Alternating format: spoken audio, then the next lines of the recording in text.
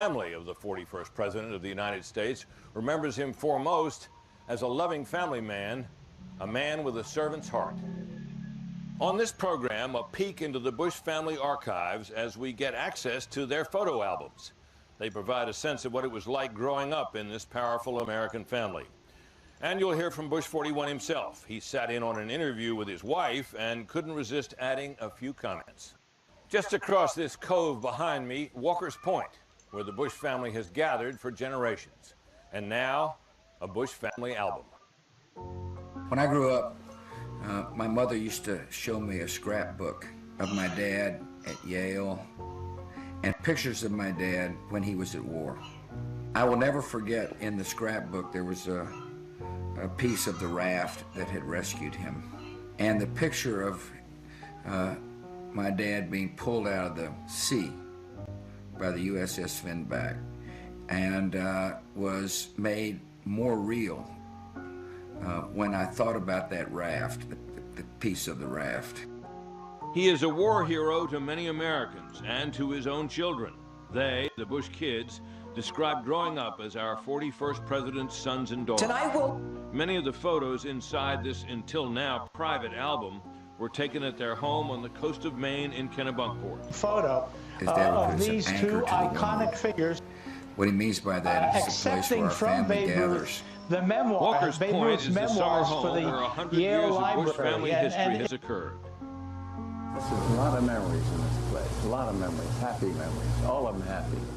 My great-grandfather purchased that in the early 1900s. You are Mother going to and Dad stop loved killing it there. He loves civilians. going You there. are going He to loves get your fish. act He together. loves You're the going waves to crashing across the rocks. Tonight He we'll found look back at the life and solace legacy and of comfort there. George It's a Herbert place Walker where Bush. his We'll also sons keep and an eye on daughter any come to be breaking with news him. tonight as The President only Trump summer of heads his back life from that the he wasn't G20. there was when he was in the military. I think it's therapeutic. The ocean is a powerful and majestic thing, and it's soothing for my dad. You know, my parents have moved over almost 50 times or something like that, maybe over 50 times. So we've had a pretty transient life, but that's been our one constant. We love it. We know our second cousins once removed because of Kennebunkport. It's a big, sprawling piece of land that carries a huge amount of family history in it, but it is neither too opulent or overdone in any way. They're not trying to impress anybody. It says a lot about him and about Barbara Bush. You know, it's a place for family and friends to be together. And that's the attraction of it, and that's what you feel when you're there. You can see by his body action and his words how important Kennebunkport, Maine is to him. It's important to us. It's important to the entire network of Bush family now because of the importance of it in him. The joys he gets of watching his grandchildren blossom into adults and to see the success of his family, I think far exceeds any success that he's had in his life, which in my mind far exceeds anything that anybody else in our family's ever done. My husband is great. We're married 65 years, and there's no dark side, truthfully.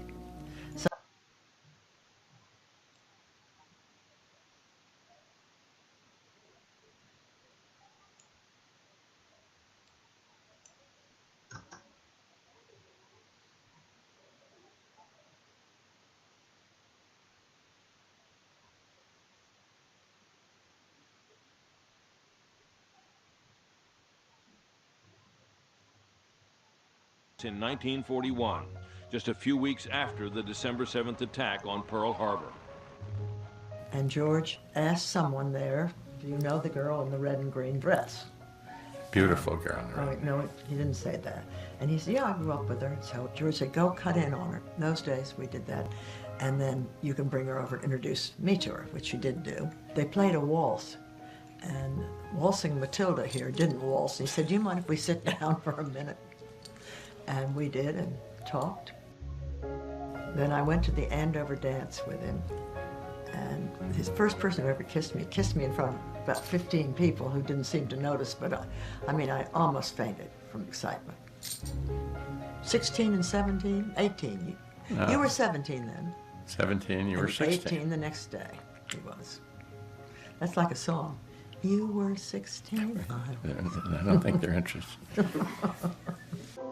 To teenagers in love with wars in Europe and the Pacific, the future did not look bright. Bush joined his fellow Americans and enlisted as soon as he turned 18. He earned his wings and became the youngest pilot in the Navy at the time. We wouldn't hear from you forever. And his mother and father were wonderful. And I had a brother who was overseas. I had a brother-in-law who was overseas. But it was different times.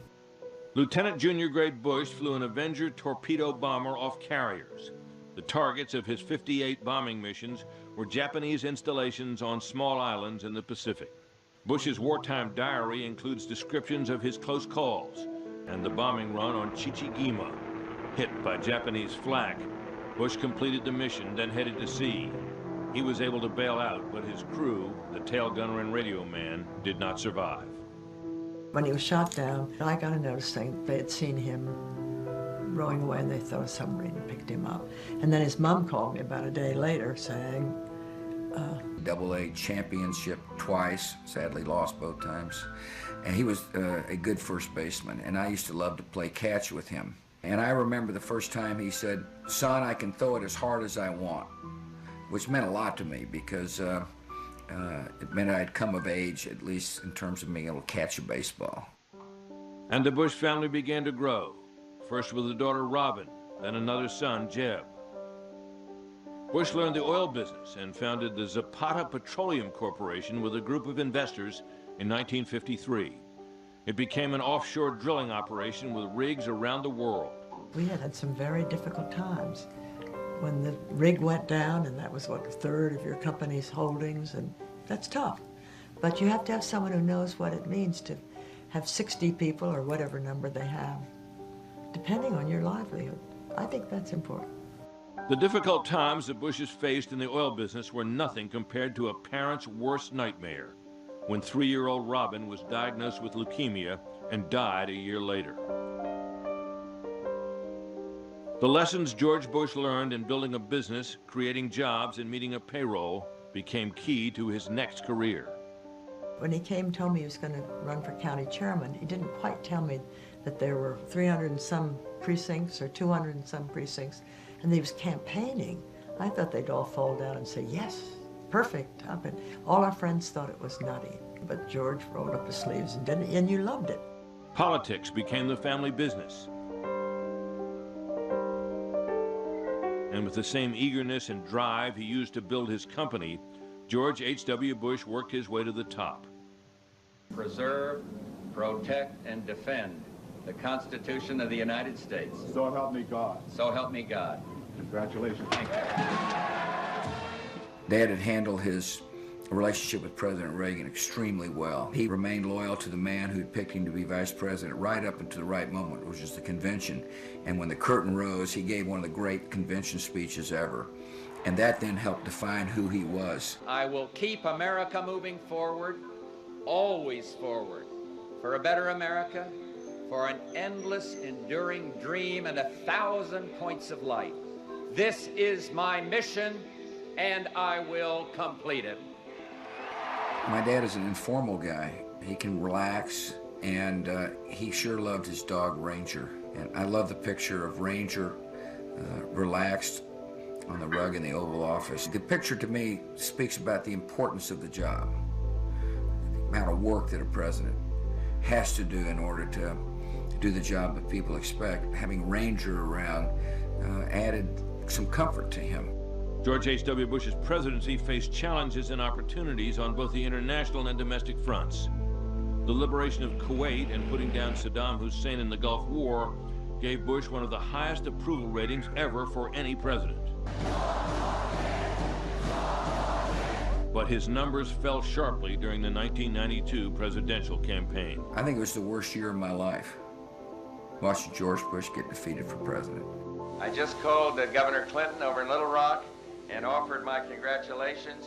He did run a strong campaign. What was interesting about the moment, Mother's attitude was, it's over, get on with your life. That's exactly what we did, with his help and his encouragement. George called everyone to come into the East Room, the staff. It was very, very crowded, and the wonderful Marine announces, "Ladies and gentlemen, the President of the United States," and in walks, and he was funny. I was staying in the Lincoln bedroom last night, and I couldn't resist getting on the phone, and I called up the Secret Service as the President. "Feel like going jogging tonight?" "In the nude." I remember a lot of things. Wouldn't be prudent. Not gonna do it. They always use these silly gestures, which I don't use. Oh, yeah.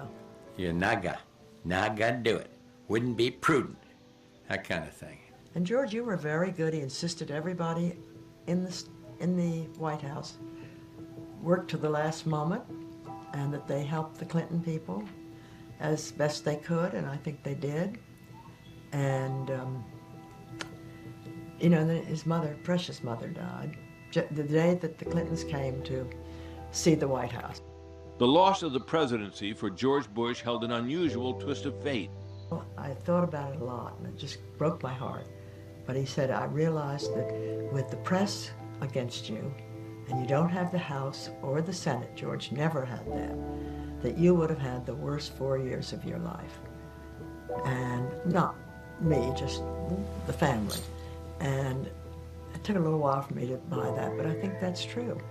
Maybe George wouldn't have been elected president. He wouldn't have. I mean, he wouldn't have been governor. So maybe that's okay. It would have been very difficult for me to have run in 1994, and difficult for Jeb to have run in 1994. And so his pain really made it, the pain of loss, made it possible for us to run for public service, which I have found to be one of the great ironies of my life. For only the second time in American history, a father and son each had served as president. John Adams was our second president, and son John Quincy Adams, number 6. George Bush, 43, remembers his first day in office and a surprise visit from 41. And I was sitting at the desk just reflecting and kind of absorbing the environment. In walks my dad, and from my perspective, it was an unbelievably touching moment that he would come and share the early moments of my presidency with me. President George W. Bush and President George H.W. Bush may share a great deal, but the father did not have a vision or plan for his son. He didn't have some vision about what I should do in life. He didn't say, "Look, you need to go out and practice fielding for 10 hours a day because I want you to be a great shortstop." His attitude was, "I'll provide some examples for you of how to live your life. I will set certain values and go get it. I wish you all the very best." Obviously, if we needed help or advice, he was there. But he never really tried to steer the course of our life, for which I am eternally grateful.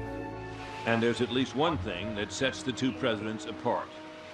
I think it's fabulous, but not to the point where I want to emulate him. Oh, that was fun up there, yeah. Great fun. When he was a kid and had to jump out after getting shot down, he hit his head and couldn't remember the moment, so he wanted to relive what it was like to jump out of an airplane. Since then, he is serving as an example to older citizens that, you know, you can live life to the fullest, and I think it's really cool. Throughout his life, President George H.W. Bush set examples for others to follow, including me. I followed Bush. And he always has the most enthusiastic, "Daro, is that you?" And he's just pretty special. He was the only dad could catch a baseball, 10 straight times behind his back. He was just a cool dad. He's like a good wine. He's aged. He's gotten better with age. He is a cool guy. Dorothy Bush Koch and Marvin Bush are the youngest of the family. As they were growing up, their father left the oil business to enter politics. When you're 10 years old and you see your father on a billboard, it's kind of a novel. For us, it was novel. It was neat. My dad lost his first election. Big deal. Everybody expected him to lose. Then he ran for Congress and was, one of only 24 congressmen at that point in Texas who was a Republican, the only Republican. So that was a pretty big deal. And then, as your profile rises in politics, there's more scrutiny. And for those of us who obviously care about my dad, it gets tougher and tougher. But with his family's support, and despite many political battles, Bush never shied away from seeking public office. We'd lived in Washington a lot. He was a congressman when George was head of the CIA, head of the Republican Party. He was a lot of things. He's a man who can't say no. After the thankless job of heading the Republican National Committee during Watergate and the Nixon resignation, President Gerald Ford offered Bush a choice of enviable posts. When he told us, guess where we're going, I mean, they guessed, 400 countries when they got to China. I think it was the best thing that happened to us.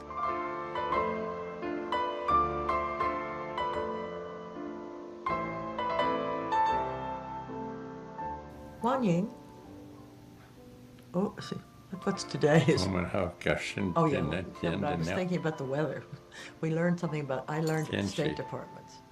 And I would talk to myself. And when I got over there, not one thing that I had learned was appropriate. But do a Xiaqian, how much does it cost?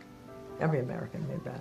I loved it. Now, the food was divine. We did take a really fun trip to China. We were there for over a month or a couple months, and we traveled. My mom became an expert on a lot of the tourist sites in China, but especially the Forbidden City. It was a pretty exciting time. And there were further interesting and challenging times ahead for the Bush children. When Dad became president, I mean, it was a huge thrill. It wasn't a surprise, really. I mean, it's not as if he wasn't qualified to be president. I don't know, it kind of fit with who he was. But for us, our dad was just the same. I will say it wasn't all that much fun all the time, though, because the intensity is just ratcheted up. All of us just are so protective of our dad.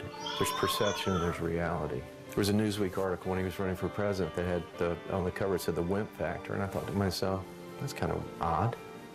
Here's a guy who served his country as a young pilot. There was probably an expectation that this Ivy League guy would go to Wall Street, but he went to West Texas and built a business. Here's a guy who's a true family guy. It's not, which is rare in Washington. Here's a guy who literally watched his daughter die, which takes a lot of courage to keep a family together after that. Here's a guy who, just by virtue of the way he's lived his life, has proven that he's anything but a wimp. And so you have this perception, and then you have reality. And there are a couple of ways that you can handle that. You can retreat, or you can do what Doro and I did a lot, which was spend more time with him. My dad is famous for letter writing, and so that gives you a glimpse of who he is. George Bush expressed his gratitude to others through a continual stream of personal letters and notes. They were edited and collected into a book by his longtime assistant, Gene Becker.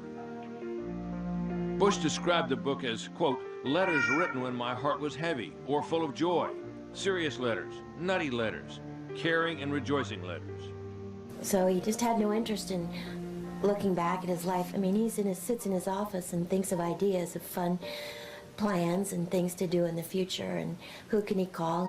Daughter Doro is the author of My Father, My President, the memoir her father was too modest to write.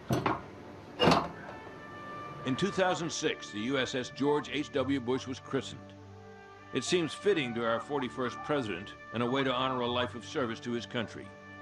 Doro was designated as the ship's sponsor and got to wield the champagne bottle.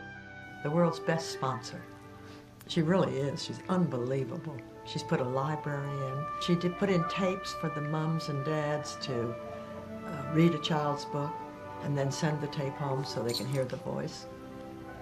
That's nice. She's been a great sponsor.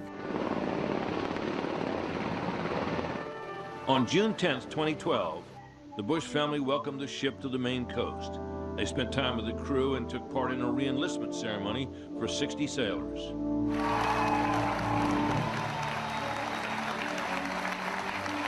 They sent me a picture of the new carrier, CVN 77, listing. Oh, it's beautiful, beautiful sea.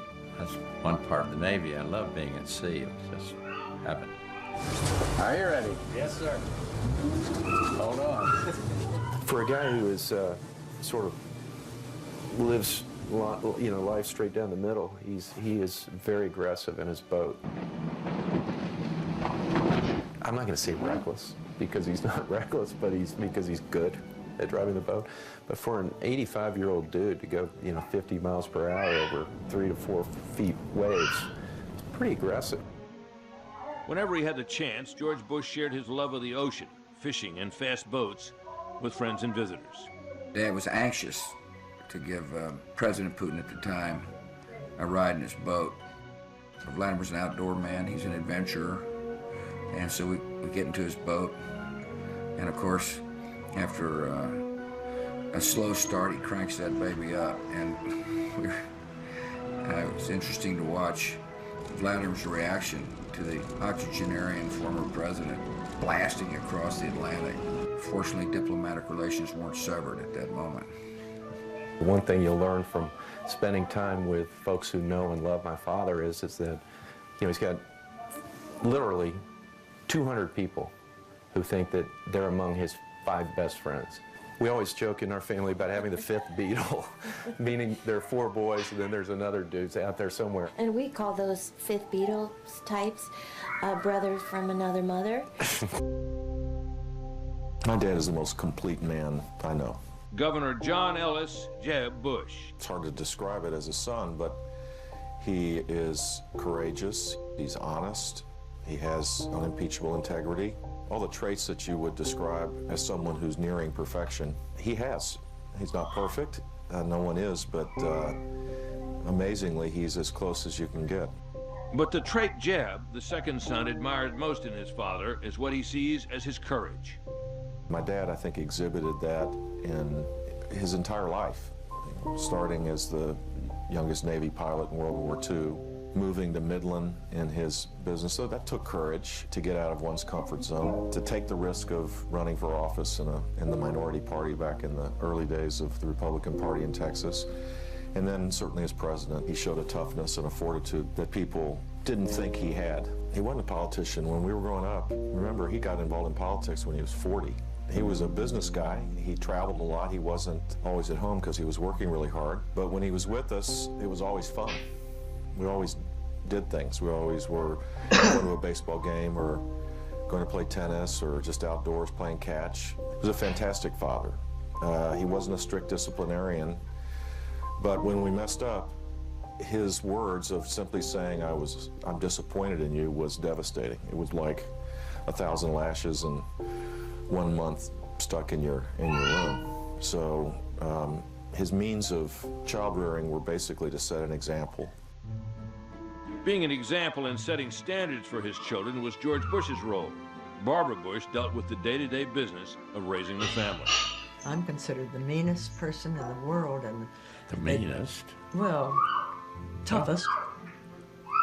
Every one of the boys who give a speech can't wait to needle their mother. I mean, like George W. in Florida called me once, and Jebby are in the car, governor and president.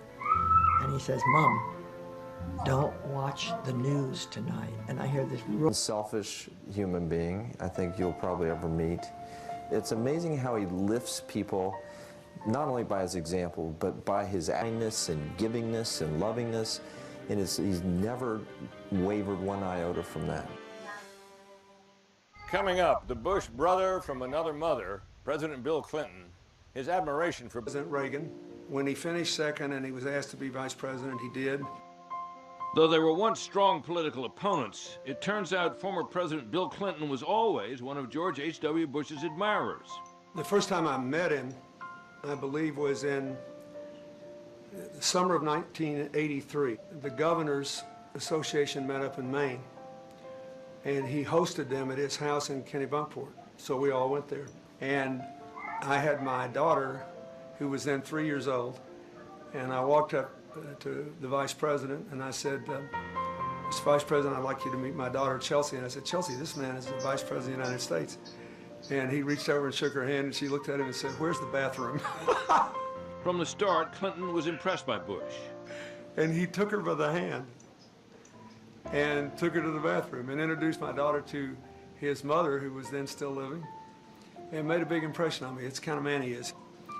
He's kind, and he treats everybody with genuine respect, and he's interested in people that are different from him. While the two men did not agree on many issues, President Clinton was struck by Bush's integrity. I liked him because he wasn't an ideologue. That is, he was a conservative, but he was open to argument. I think ideologues on the right or the left get this country in a lot of trouble. He voted for the open housing bill in 1968 in Congress to integrate housing in America. I thought that showed that he had the character to be open to the facts. And I liked him because I thought he was a very good man. And I think that he will go down in history for the positive things that he did to improve the security of the United States. In his term, the Berlin Wall fell, which was in part a reflection of the failure of communism and in part a reflection of the success of every American president from Harry Truman through George Bush, of just standing up for freedom.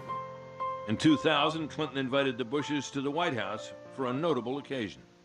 We celebrated the 200th anniversary of the White House in 2000, and I invited all the living presidents and former first ladies there. It was an amazing night of American history, but it was after the 2000 election and before the Supreme Court had awarded the election to President Bush, his son.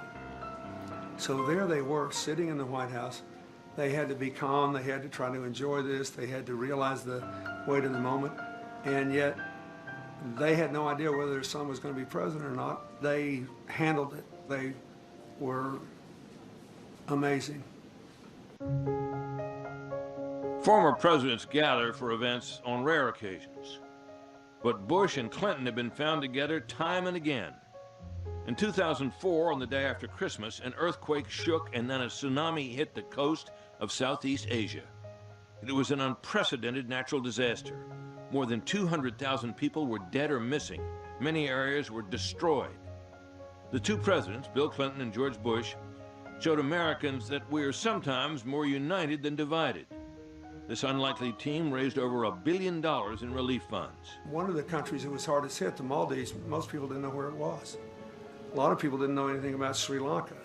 They didn't understand which part of India was hurt, what happened in Thailand. And we really sort of rekindled our bond that existed before the election in '92 in a way that just wasn't possible in the years when I was president. And I loved it. We had a great time together, and I think we did a lot of good. The unusual partnership was tapped again the next year after Hurricane Katrina devastated the Gulf Coast. It made people feel good to see not only a Republican and a Democrat, but two people who would run against each other working together. It caused people to relax because they realized that you could agree and disagree. We still don't agree on everything. They refer to me as their black sheep son. You know, I'm the one that strayed from the fold. But that's really the way America should work before people get out of politics. You know, I like him. I think we just have to keep struggling to find common ground in this country. And I can tell you on his part, it was genuine. He cared about the work we did together. He enjoyed the time we spent together. He believes that people who've had the opportunities we've had in life should serve as long as they live and are able. And I want people to know that about him. He is a good man. President Clinton believes George Bush should be remembered and admired simply for the way he lived his life. If every American could have seen him driving that speedboat, not only with daring but with skill, he became the same man who was the youngest fighter pilot shot out of the air in World War II when he was only 18. Because he just get that almost boyish excitement and fire in his eyes, and you could see that's really the secret to every man and woman's life. You know, you have to have something to look forward to, and you have to find joy in the moment, and he does. And the idea that he's still jumping out of airplanes every 5 years to mark his birthday, I mean, it's astonishing. So that's what I'd like for people to remember about him. The guy's got a lot of juice. He loves life, and he's a genuinely good man. Some people find it astonishing that these two political rivals became such good friends. Well, I've interviewed them both, and I know their relationship to be genuine. As President Bush has said, just because you disagree on something doesn't mean you can't work together. That's an attitude that once separated much of American politics from the